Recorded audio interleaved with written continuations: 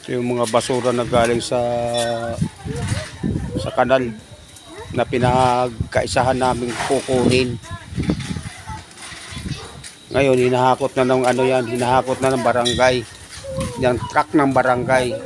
Ito ang ito, oh, ayan, yung truck na yan. Nagbibigay rin kami para pang merienda man lang, kahit pa paano. Ayan. Kulang pa sila sa tao, kaya tumulong na itong babae na to. Ayan, oh. Oh, ayan, tumulong yan sa pagbubuhat ng ano. Sabi mo, dating lalaki yan. Oh, dati lalaki daw yan, sabi. Kwento sa ano, mga kapitbahay ha. Kwento sa mga kapitbahay. Eh, naging lalaki na siya ngayon. Oh, ayan, malakas yan. Malakas bumuhat ng ano yan. Oh, ayan. Oh.